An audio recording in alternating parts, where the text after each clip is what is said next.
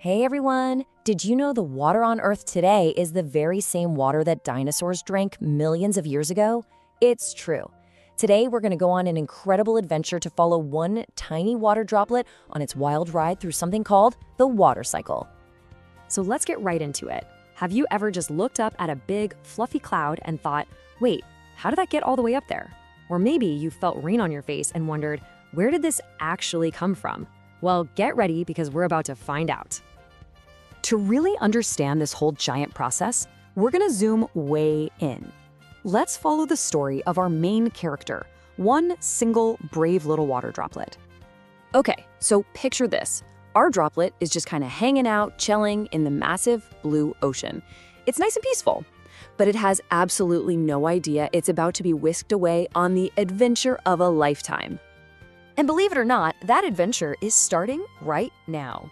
First up, we've got stage one, the great escape upwards. You might know it as evaporation. All right, so what is this evaporation thing anyway? It's a super cool process where the sun acts like a giant, powerful heat lamp. It warms up liquid water, like our droplet in the ocean, and turns it into a gas called water vapor. It actually becomes invisible. So here's how it goes down for our little hero. First, the sun's warm rays shine down. Our droplet starts to feel all tingly and super, super light. And then, whoosh!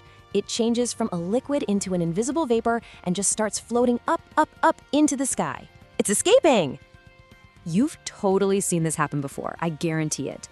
You know when you're making some tea or hot chocolate and you see all that steam rising from the kettle? Yup, that's it. That's evaporation, happening right in your kitchen. It's the same thing, just on a huge scale all over the world. Okay, so our droplet is now an invisible gas, floating way, way up in the air. But what happens next? Well, that brings us to stage two, where it finds a new home through something called condensation. You can think of condensation as pretty much the exact opposite of evaporation. As all that water vapor rises higher and higher, the air gets much, much colder.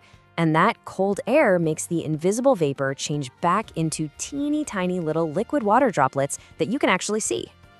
Now, our droplet isn't up there by itself, right?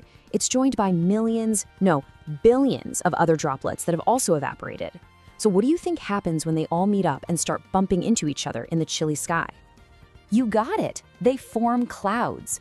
Our little droplet is no longer alone. It joins up with all its new friends, and together they create those big, fluffy, or wispy clouds we see from the ground. It's like a giant party in the sky. But, you know, every party has to end. As more and more droplets join in, the cloud gets super crowded and really heavy. This leads us to the most dramatic part of the journey, stage three, the plunge back down, also known as precipitation. Precipitation might sound like a big, fancy word, but it's actually super simple.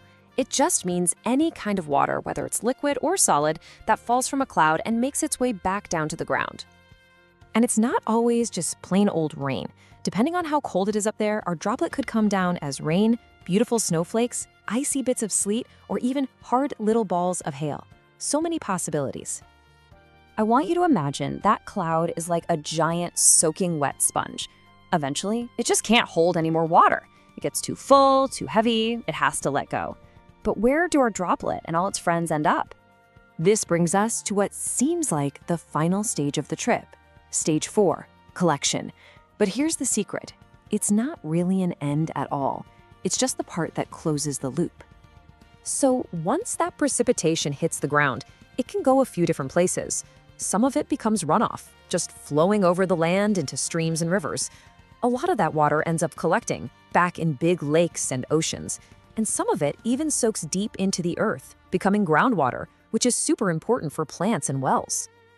And let's say our droplet fell as rain and flowed through a river. It eventually finds itself right back where it started, in the big blue ocean. The adventure is over, for now. It's safe and sound, just waiting for the sun to call it back up for another wild ride. Okay, let's do a super quick recap of that whole amazing loop. It starts with evaporation, when the sun heats the water and lifts it up. Then comes condensation, forming clouds. That leads to precipitation, when the water falls back down. And finally, collection, where it all gathers again, ready to repeat the cycle. It is a perfect, never-ending journey. All right, one last challenge for you. Think about this. After you take a nice hot shower, your bathroom mirror gets all foggy, right? What part of the water cycle is that? If you guessed condensation, you are absolutely right. The hot water vapor from the shower hits the cool mirror and turns right back into tiny water droplets. The water cycle is truly all around us. Thanks for joining the adventure.